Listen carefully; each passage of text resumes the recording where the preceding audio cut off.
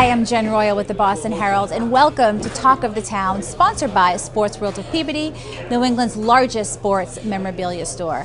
I am here with Stan Jonathan, former Boston Bruin legend, fighter, goon. Oh, I don't know about that. The way I played my game, I think all the Bruins played like that. And we had guys like Terry Riley, Winsick, Secord, myself, that we were there for the players. We scored our goals, right? But that's the type of game we played under Don Cherry. We took the body all the time when in the small gardens that you got on top of the other team and you tried to make them turn over the puck. So you had to take them out, and after, when you do take them out with a little authority, you might be ended up in a penalty box. And I didn't mind. I was classified as maybe a shorter player, but that was my style of game, and it worked out very well for me. All right, well, your reputation, from what I understand, is you were an enforcer, you were a fighter. In fact, as we're standing here, I'm looking at this photo of you and Pierre Bouchard. Yes. You are most known for this fight. Why? I think because it was in the playoffs, and everybody was watching the playoffs back then, and we were in the finals, and when the fight started. And the biggest thing is that we didn't like each other back then. The first round of the series, they beat us out 4-0, and then I think it was 4-2 in 78 and 79. We went to 7 games, and I was fortunate enough to the 6th game I had a hat trick against Montreal, against Ken Dryden, in order to take him to 7 games. But like I said, I got my goals when they're important, and maybe I'm well known for my fighting, and that was part of my game. How has fighting changed in hockey now in comparison to when you played? Has it changed? How much do you think fighting is a part of the game? There's so much talk. We know what just happened to Sean Thornton, him getting the 15-game suspension. Do you think that fighting still should be a part of hockey? I think it should be, because you got players out there that are spearing guys and high-sticking guys and getting away with it. What Sean done, I seen the play, and I seen the replay on it in the game, and if that was happening back in our day, I would have been sitting out the whole year, because I was there for the players, and same as he is.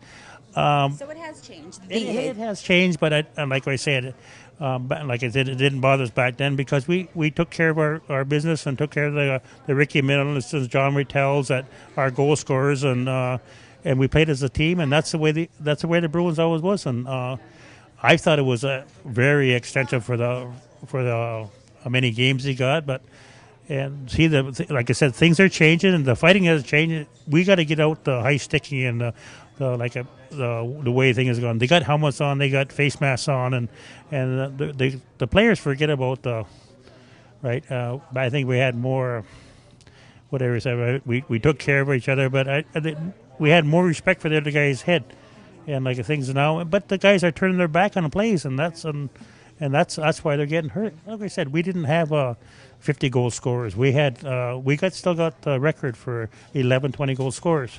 And I don't think that record will ever be beaten now, the way the game is played. All right, you were Don Cherry's favorite. Why? I think this is the way I played. I think all the guys were Don Cherry's favorite. Terry and Winsick and the guys that played his type of game. He was a hard worker. He was a coach, his player. Like, he talked to us, and he knew that if we had a chance in there, and I didn't play that much the first year, but he kept on me and said, keep working, and when you get that chance to get in there, make sure nobody's going to take it away from you, because they might send you back down. But he liked the way I played. I played the body all the time, and like I said, he was good to me. He talked to me, and things worked out well for me, and I enjoyed Boston. It was very, very tough to move home, but it was a time, and I had to move on with my life and career, and things worked out well. I wouldn't be doing my job if I didn't ask you. I know you're going through a really hard time right now. I don't know what you can say about it, what you're legally allowed to say. But how are you feeling about things? I mean, as a human being, I think a lot of people, I just know the world is a very judgmental place. As a man, as a human being, forget about hockey. How are you doing? How are you dealing with what's going on right now in terms of what's going on in the court system? Well, the biggest thing is I got a court order not to be talking about it, but what the biggest thing is that I'm dealing with it. My family's dealing with it. I've hunted all my life, and it's just a tragic accident. He was like I said, he was on the reserve. He wasn't he was in fully camouflage. I never seen him until I went to pick up the deer, and I hit the deer. That's what people have to understand. I had hit the deer. It had got up and left, but gone away. But I wasn't even worried about it afterwards when we found the person. And it just it's worrying when I'm alone, and that's what I think the Lord that and the Creator that I believe in is that the grandchildren are with me, and when they're with me. They take your mind off it. You're looking after them. You're watching them play hockey. You're letting them do some baseball and lacrosse, and that's what it really means. It means that they're treasures to me. And the biggest thing is I thank the people around Boston for the support and all the support I've got from them. It's just going to take time, and all the truth will come out. And it's tough situation because I realize on their side of the family what is taken away from them. And the biggest thing when I got home, I could always understand that, hey, I can grab my grandchildren, and he can't. I don't know I don't know him. I didn't know anything about it, and I know he's got a father and mother. I didn't know he had a wife and a little kid coming up, but hey, I'm dealing with it. It's been over a year now, but I can't hunt. I can't do what I want to do, but over the time, I think within the next year, we can hopefully get it all settled.